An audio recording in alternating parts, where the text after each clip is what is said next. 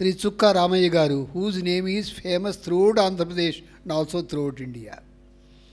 He was known as the IIT Ramaya Garu because in the India map of IITs, the maximum number of IITs selected in any state to occupy the Institute of Technologies is from Andhra Pradesh. And who was the person behind them who trained them to achieve that distinction of getting a rank at the national level in IIT? It was again Ramaya Garu. For his outstanding academic services he has rendered, he was nominated for the MLC position, Member of Legislative Council. As a Member of Legislative Council also, he had been always struggling to find the right way of education to the people. He openly declared, no doubt I trained people for IIT, but IIT is not the goal of the life. The goal of the life must be values. So get IIT and also earn values so that your life becomes excellent in every sphere. So he is a combination and role model of what is Vivekananda always told. What Vivekananda always told. We want Western education coupled with Indian Vedanta. He is a symbol. He wants Western education, but more than that, he wants Indian culture to flourish in the minds of the young children like you. So, I offer my respects to the veteran IIT Ramaya Garu and also MLC and request him to give his message to the hundreds of younger children sitting here on this occasion. Pujya Swamiji, my friends, and how should I address you except to tell that na manvaranlu meerandaru.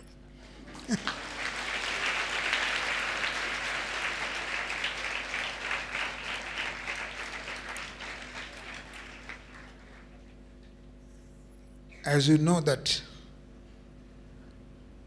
I had the opportunity to be in the students, in the company of the students for the last 30 years. But I must confess that neither I am a student of IIT, neither I have undergone training in IIT. But the students of Andhra Pradesh have made me IIT Ramaya.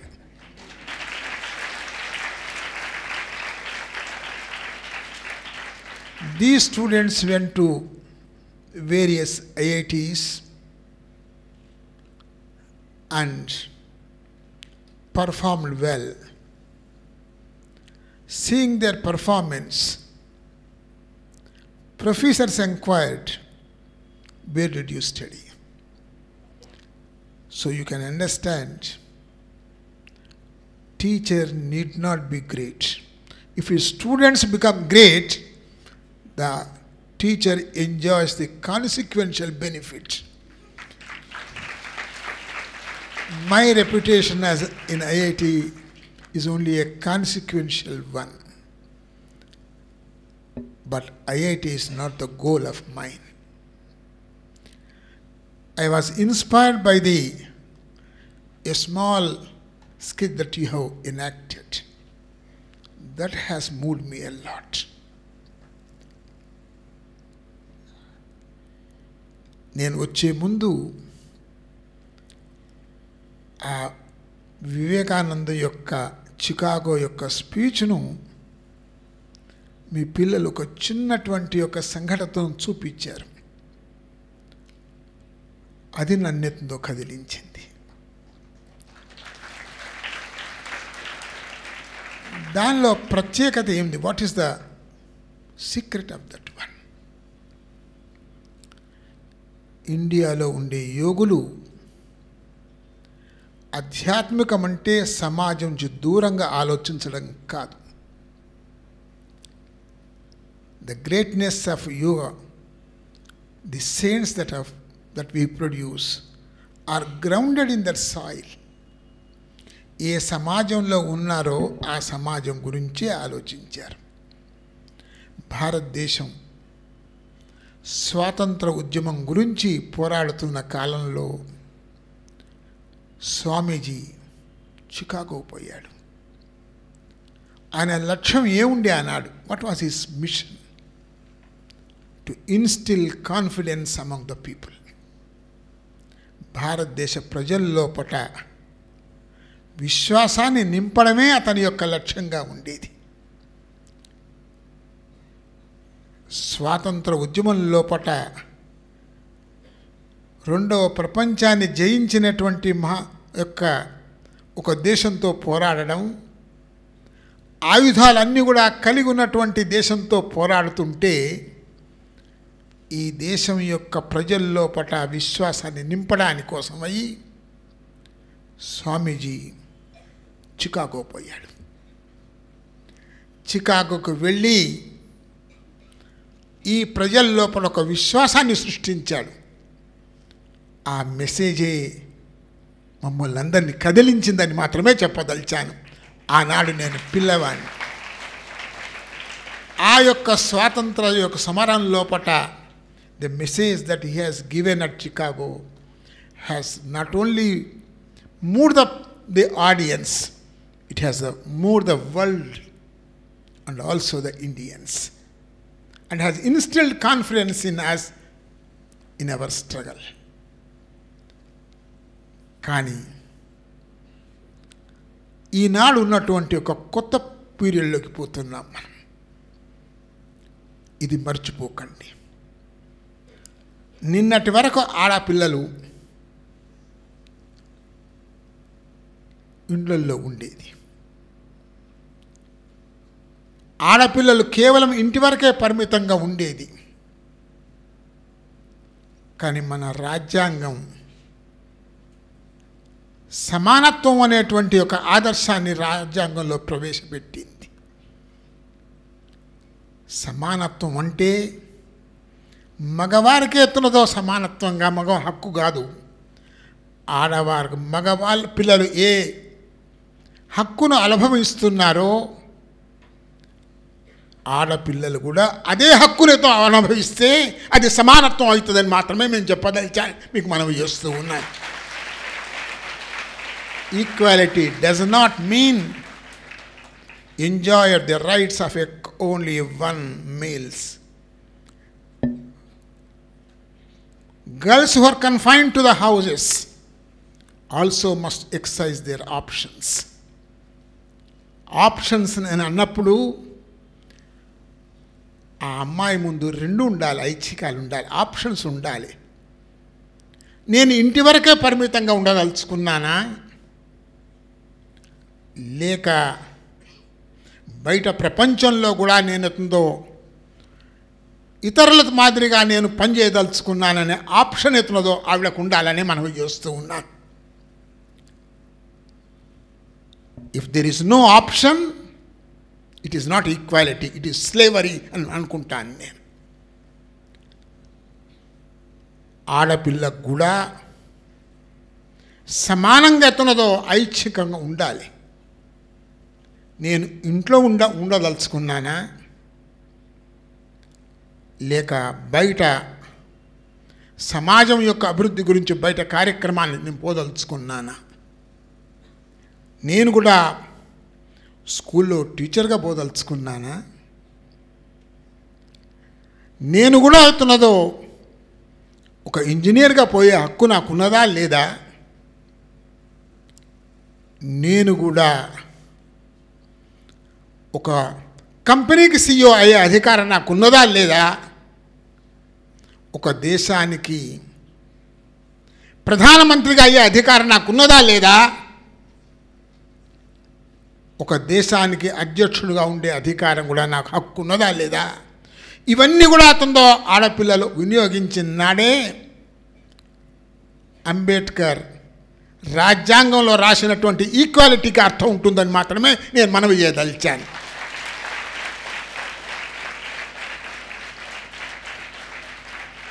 కానీ ఈ ఆడపిల్లలు ఇదే అడుగుతున్నారు.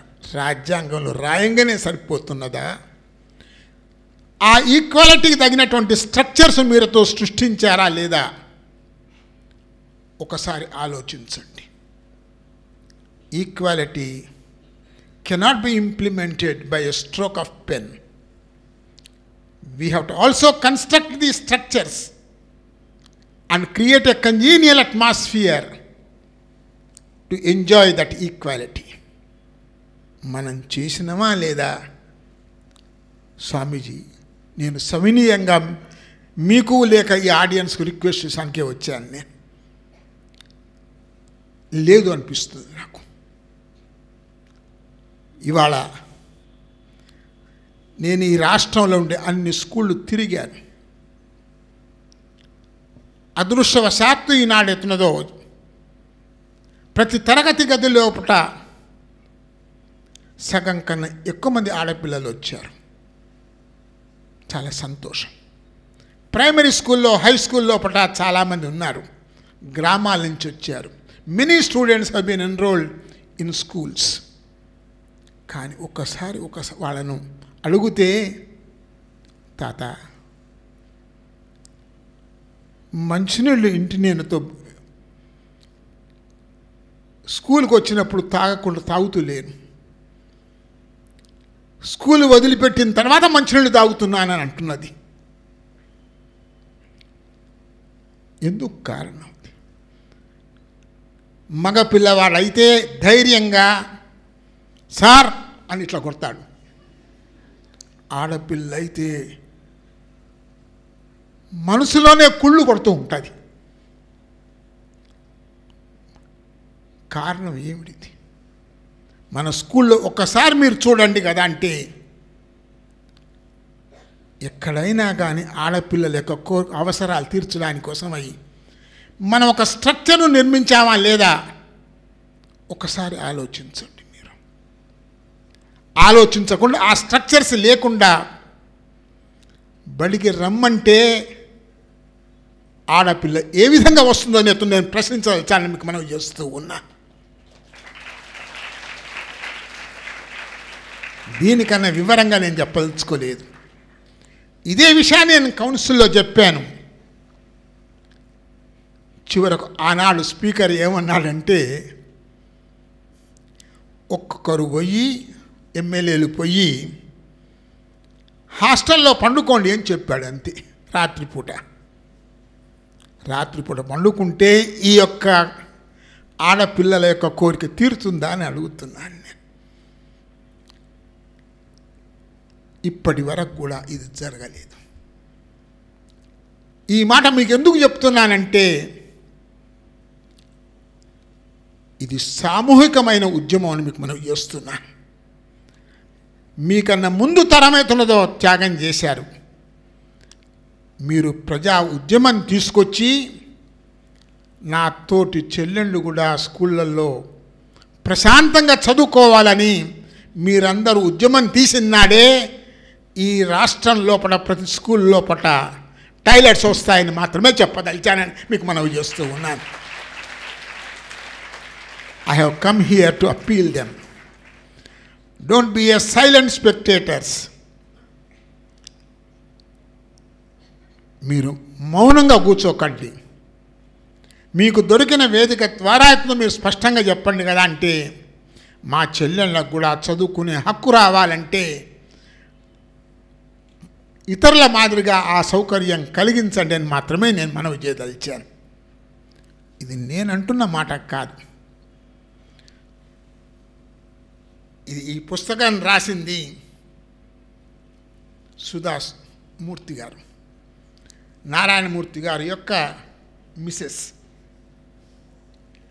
సుధా నారాయణమూర్తి గారు. ఈ పుస్తకం లోపల మీరు చదివినట్టయితే ఆవిడ యొక్క క్షోభ అర్థమవుతుంది. ఆవిడ ఆంధ్రప్రదేశ్కు వచ్చింది. రావడమే కాదు, she visited Basara and even offered to construct a computer section at Basara. she was prepared to donate 150 crores if the government establishes a IIT at Basara. Why? ఇంత ఎందుకు త్యాగం దేశం సిద్ధపడ్డది? కారణం ఏంటంటే ఇంజనీరింగ్ ఆనాటి వరకు మగపిల్లలకే ఒక సొత్తుగా ఉండేది. ఐఐటి యొక్క ప్రాబల్యం పెరగడానికి కారణం ఏమిటంటే ఇన్ఫర్మేషన్ టెక్నాలజీలో వచ్చినటువంటి యొక్క విప్లవమే ఆడపిల్లలకు ఇంజనీరింగ్ ఎడ్యుకేషన్కి ఒక ద్వారాలు తెరిచాయని మీకు మనం చేస్తూ ఉన్నాం. అంతేకాదు ఎంతో ర్యాంక్స్ తెచ్చుకున్నారు ఆడపిల్లలు. ర్యాంక్స్ తెచ్చుకొని ఈనాడు it gives me pleasure to inform you that they are the directors of a NASA company. NASA అంటే మీకు తెలుసు, అది నాసా అనేది ఎంత పెద్ద సంస్థ, మీరు రీసెర్చ్ సెంటర్ మీకు తెలుసు అది మీకు. ఆ నాసా లోపట హైదరాబాద్ నుంచి చదువుకున్నటువంటి ఒక అమ్మాయి ఆ డైరెక్టర్స్లో ఉన్నదని మీకు మనవి చేస్తూ ఉన్నా. కాబట్టి ఈనాడు ఈ వసతులు కలిగిస్తే ఈ పిల్లల లోపట ఎంతో ప్రతిభ ఉన్నది, ఎంతో పొటెన్షియల్ ఉన్నది. ఆ పొటెన్షియల్ను బయటికి లాగడానికి కోసమై రామకృష్ణ మిషన్ ఎంత చేస్తుందో నేను చూస్తూ ఉన్నాను. అదే నన్ను ఇక్కడ గుంజుకొచ్చిందని మాత్రమే చెప్పదలిచాను. ఆ స్వామి వారితో నేను ప్రార్థిస్తూ ఉన్నాను. ఇది ఈ పిల్లల్లో ఉండేటువంటి పొటెన్షియల్ చాలా ఉన్నది. కానీ స్వామీజీ పిల్లలు అడుగుతున్నది ఏమిటా అంటే, మేము మగ పిల్లలు తిరగనే బడికి పోతాం, భయం లేకుండా పోతామనే భయం లేకుండా మమ్మల్నితో స్కూల్లోకి రాని అంటే వారు అడుగుతున్నాను. What is this? గాంధీ గారు ఏమన్నారు? రాత్రి 12 గంటలకు ఎత్తున్నదో భయం లేకుండా పిల్లెత్తుందో రోడ్డు మీద తిరిగితే అది దేశానికి స్వాతంత్రం వచ్చినట్టని ఆనాడుతో గాంధీ గారు చెప్పారు. Can these girls can tell now that can they walk in the streets at least at 6 o'clock in the evening in the colleges? Yes. It is not so. It is not so. కాబట్టి ఈ పిల్లల్లో భయం ఉన్నదని మీకు మనం చేస్తున్నాను. భయం ఉన్న వాళ్ళతో చదవడం చాలా కష్టం. భయం ఉన్న వాళ్ళతో ఆర్థికమైన కార్యక్రమాలు చేయడం చాలా కష్టమని మనం చేస్తూ ఉన్నాను. చాలామంది పిల్లలు ఇంజనీరింగ్ అయ్యి కంపెనీస్లో పనిచేస్తున్నారు. ఆ కంపెనీస్ వారు రాత్రి 10 గంటల వరకు అవుతుందో పని చేయిస్తారు. వారు తప్పేం లేదు, నేను పని చేసి తప్పేం కాదు. ఎందుకంటే మనకు పగలైనప్పుడు మనకు రాత్రి అమెరికాకు, కాబట్టి వర్క్ అంతా కూడా రాత్రి పుట్టినే వస్తుంది. కాబట్టి వాళ్ళు ఎత్తుందో రాత్రి కూడా పని చేయిస్తారు. కానీ క్షేమంగా ఇంటికి పంపించవలసిన బాధ్యత అటు యజమానిది కూడా కాదా, క్షేమంగా ఇంటికి పంపించవలసిన బాధ్యత ప్రభుత్వానికి కాదా అని ఎత్తుంది నేను అడుగుతూ ఉన్నాను. అట్లాంటి పిల్లలను ఎత్తున్నదో భయంతో పని చేయిస్తే దేశం యొక్క ఆర్థిక వ్యవస్థ ఎత్తుందో పెరుగుతుందా అని అడుగుతున్నాను నేను. These people are responsible for increase of your GDP. ఇవాళ ఇండియా యొక్క జీడిపి ఇంత పెరగడానికి కారణం ఏమిటంటే ఆడపిల్లలు కూడా పనిచేస్తూ ఉన్నారు. ఆడపిల్లలు 50% ఆడపిల్లలు పనిచేస్తూ ఉన్నారు. They are responsible for the increase of your GDP. దేశం యొక్క గ్రోత్కి ఇంత కారణమైన వారికి కనీసం ఎత్తంతో భద్రత కూడా కల్పించవలసిన బాధ్యత మీది కాదా అనేతో ప్రభుత్వాన్ని నేను ప్రశ్నిస్తున్నాను మాత్రమే అడుగుతున్నాను. కాబట్టి మీతో అడుగుతున్నది ఎందుకోసం ఈ మాట తీస్తున్నానంటే, ప్రభుత్వం చెయ్యలేదు కాబట్టి మీరందరూ సామూహికంగా ఎత్తున్నదో ప్రభుత్వాన్ని అడగాలని మాత్రమే చెప్పదలిచాను. ఒకరిద్దరు ఎత్తున్నదో ఒకరిద్దరితో ప్రశ్నిస్తే సరిపోదు, ఒకరిద్దరు అడిగితే సరిపోలేదు, 20 మంది అడిగితే సరిపోలేదు. ఎక్కడెక్కడ ఆడపిల్లలు సమూహం అవుతారో అక్కడందరూ కూడా సమావేశమయ్యి మా యొక్క అభివృద్ధి కోసమై మేము ఆర్థికమైనటువంటి యొక్క సంపదను వృద్ధి చేసడానికి కోసమై పాల్గొంటాం. కానీ మాకు కల్పించవలసింది ఏంటంటే భయం లేకుండా పనిచేసేటువంటి చదువుకునే అవకాశం మాకు కల్పించవలసిందని మీరు అడగవలసిన అధికారం మీకు ఉన్నదని మాత్రమే నేను రిక్వెస్ట్ చేస్తూ ఉన్నాను. ఇది మొదటిది. ఫస్ట్ ఇన్ఫ్రాస్ట్రక్చర్ బిల్డప్ చెయ్యండి. అంతేకాదు మిత్రులారా, రెండో విషయంతో మీకు చెప్పాల్చాను. ఈ మధ్య నేను అమెరికాకి వెళ్ళాను. ఇది ఇంకొక పుస్తకం, మీరందరూ చదవాలి. ఇది షెరల్ అనేటువంటి ఒక CEO రాశారు. ఈనాడు వరల్డ్ లోపల అన్నిటికన్నా ఎక్కువ చదివిన పుస్తకం ఇది. దీనిలో ఎక్కడో పల్లెటూరులో పెరిగిన పిల్ల కాదు, అమెరికాలో ఒక కంపెనీకి ఏదో CEOగా పనిచేస్తున్నటువంటి ఒక ఆడ మనిషి తన బాధను ఎత్తుందో రాసిందని మీకు మనం చేస్తున్నా. ఈ బాధను మీరు చూస్తున్నట్టయితే ఆడపిల్లలు కంపెనీస్లో పనిచేసేటప్పుడు ఎంత బాధలు పడుతున్నారో ఈ పుస్తకంలో సవివరంగా వివరించింది.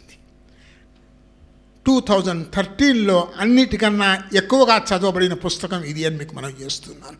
లీనిన్, మీరు చదవండి అని మనవి చేస్తూ ఉన్నాను.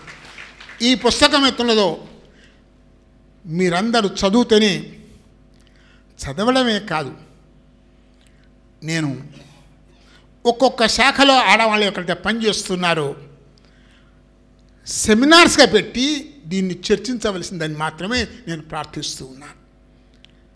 ఉద్యోగంలో అంత సులభంగా లేదు. ఉద్యోగం చెయ్యమని అంటున్నారు, కానీ ఉద్యోగం చేస్తున్నప్పుడు కెరియర్ గురించి ఎంత కష్టం బిల్డప్ చేసుకుంటూ కష్టమవుతుందని. దీనిలో ఒక చాప్టర్లో ఏమంటుందంటే career is not a ladder, it is a gymnasium అని అంటుంది. You can read this book and see that one of the chapters she says that building up the cadre is not a ladder itself. అంటే ఒక నిచ్చెన కాదు ఇది. నిచ్చెన అంటే అనుకోవచ్చు కదా, అంటే డెస్టినేషన్ కనబడుతుంది, ఇట్లా పనిచేస్తే వస్తుందో అని అనిపిస్తుంది. కానీ ఈనాడు ఉన్నటువంటి యొక్క రంగం లోపల, ఆర్థిక రంగమైనా ఏ రంగంలో అయినా కానీ, career has become a gymnasium, a jungle of gymnasium. ఆడపిల్లలు ఉద్యోగం చేసేటప్పుడు కూడా ఎన్ని బాధలు పడుతున్నారో, ఏ రకమైన బాధలు పడుతున్నారో ఈ పుస్తకం లోపల 15 చాప్టర్స్లు రాసింది. 15 చాప్టర్లో దీనికి కారణం ఏమిటంటే చదువుతున్నప్పుడు మీరు చూస్తే క్లాసులో ఎక్కడ ఉన్నా కానీ ఆడపిల్లలే ర్యాంకర్స్. SSCలో ర్యాంక్స్ చూసినట్టయితే 10 ర్యాంక్స్ లోపల 7-8 ర్యాంక్స్ ఆడపిల్లలవే ఉన్నాయని మీకు మనం చేస్తున్నాను. కానీ ఇంత ప్రతిభ గల విద్యార్థులు బయటకు వచ్చిన తర్వాత ఏ ఆఫీస్కి వెళ్ళినా కానీ లీడర్షిప్కి వచ్చే వరకు 10 మందిలో ఒకరు కూడా అవుతుందో లీడర్ అవుతుందో ఆడపిల్లలు వస్తులేరు. ఆలోచించండి. When they are students, they are the rankers in their own schools. ఆ ప్రతిభంతా ఎక్కడ పోయిందో నేను అడుగుతున్నాను. నేను ఆలోచించండి మీరు. These people are the rankers. When they step in the life, they could not come at the top of that one. They are unable to become the leaders. దీనికి కారణాలు ఏమిటివి అది వివరించింది. ప్రతిభ లేకపోవడు కాదు, ప్రతిభ లేకపోకుండా ఆడపిల్లలతో ఉద్యోగం చేయాలంటే ఎంతమంది సహకరించాలో ఆలోచించుకోండి. ఒకటి, her partner must also cooperate. Her society also must cooperate. Her boss also must cooperate. Her community also must cooperate. ఇవన్నీ కోఆపరేట్ కాకుండా ఆడపిల్లల్లో ఉన్నటువంటి ఒక ఉద్యోగాలు చేయాలని ఈక్వల్ రైట్ ఉండేదని చెప్తే, రాజ్యాంగం చెప్తే వస్తుందా అని అడగదలుచుకున్నాను నేను. మరి రావాలంటే మీరందరూ సామూహికంగా అందరినీ అవగాహన పరిచేసి అలాంటి వాతావరణం సృష్టించుకోవలసిన అవసరం మీకున్నదని మాత్రమే చెప్పదలిచాను. ఎవడో ఇస్తాడని అనుకోకండి. ఎవడు పోరాటం చేస్తాడో వానికి వస్తుంది. ఎందుకు ఇంత ప్రయాసపడుతున్నారు వారు? మీరందరూ కూడా ఆ అవగాహన ఉంటేనే మీలో చైతన్యం వస్తుంది. మీలో చైతన్యం వచ్చినట్టయితే ప్రభుత్వం కదులుతుందనే ఉద్దేశంతో రామకృష్ణ మిషన్ వారు స్పెషల్గా ఎత్తున్నదో ఆడపిల్లల గురించి ఇలాంటి సెషన్ పెట్టారని నేను అనుకుంటున్నాను. మనం చేస్తూ ఉన్నాను. ఇది కారణం. ఎందుకోసం చేస్తున్నారు వారు? This is a social revolution. Ramakrishna Mission వారు ఆయన చికాగోకు వెళ్ళి స్వాతంత్ర ఉద్యమానికి ఊపిరి పోశాడు. ఇవాళ ఈ యొక్క ఉద్యమం ఏంటంటే సామాజిక విప్లవం రావడానికి కోసమై, మిమ్మల్ని అందరినీ కూడా సిద్ధం చేయడానికి కోసమై ఇలాంటి యొక్క కార్యక్రమాలతో నిర్వహించబడుతున్నాయని నేను అనుకుంటాను. మనం చేస్తూ ఉన్నాను. దీంతో మీరందరూ కూడా లోపల చైతన్యం రావాలి. సామూహికంగా మీరు ఎదుర్కోవలసి ఉన్నది. ఒక్కో సమస్య కాదు. ఇదివరకుండా ఆడపిల్లల యొక్క సమస్య నేను చెప్పుకుంటూ పోతుంటే ఎలాంటి స్థితిలో ఈనాటి ఏ స్థితికి వచ్చామో మీరు కాదుకుందండి. You are standing on the elbows of a several generations. మీరు అదృష్టవంతులు. Your mothers have sacrificed, your grandmothers have suffered, all those people have suffered, and now you are standing on the elbows of those generations. Mind it. And it is your responsibility to provide the congenial atmosphere to the coming generation. If you are aware, if you have create awareness, then the coming generation will enjoy equal rights. Equal rights అనే దానికి అది కారణం అని చెప్తున్నాను. Values are not taught in the class. Values cannot be transmitted to textbooks. It can be only values can be built up by people, I say it. And for inculcating the values, you require the family help. Family is the unit, not the individual is the unit. Values అనేది ఇండివిజువల్తో రాదు. Family ఎత్తున్నదో దానికి ఎత్తున ఆ values కలిగించాలి. School ఆ values కలిగించాలి. Teachers దాన్ని కలిగించాలి, వాల్యూస్ని కలిగించాలి. They must set an example to others. If teachers, parents and the whole community sets and cooperates with these people, they can do wonders in this world. కాబట్టి దయచేసి మీతో ఒకటే నేను ఇలాంటి సమావేశం యొక్క లక్ష్యం ఏమిటిది, ఎందుకోసం ఎత్తుందో రామకృష్ణ మిషన్ వారు ఇంత శ్రద్ధతో ఎత్తుందో ఆడపిల్లల కోసమై వేరే ఒక సెషన్ పెడుతున్నాడు. To create awareness. If awareness is created, you will struggle in this world. And these hurdles can be removed not by any outside authority, by you himself, by your joint actions. చివరికి ఎత్తున్నదో ఒకటే నేను అనదలుచుకున్నాను. మిత్రులారా, ఈనాడు దేశం యొక్క ఎకానమీని బాగు చేసుకోవడానికి కోసమై విద్యారంగంకే మంచి అవకాశం ఉన్నది. ఇతర దేశాలకును మనకు తేడా ఏమిటిదంటే, ఆడపిల్లలు సగం మంది ఆడపిల్లలు ఇంటి వరకే పరిమితం అవుతున్నారు. లేకుంటే చాలా తక్కువ స్థాయిలోనే పనిచేస్తున్నారు. పొటెన్షియల్ ఉన్నా కానీ తక్కువ స్థాయిలోనే పనిచేస్తున్నారు. వారందరూ కూడా యాక్టివ్గా ఎత్తుందో భాగస్వాములు అయితే దేశం యొక్క ఎకానమీ ఎత్తుందో పెరిగేటువంటి అవకాశం ఉన్నది.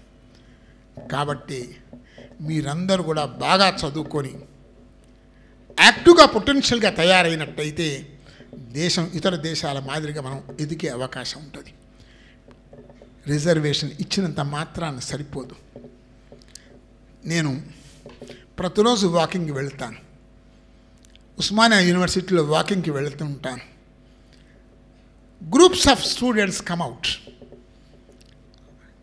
ఆడపిల్లలు 5 గంటలకు లేచి ఎక్కడికి పోతున్నారమ్మా అని అడుగుతాను నేను.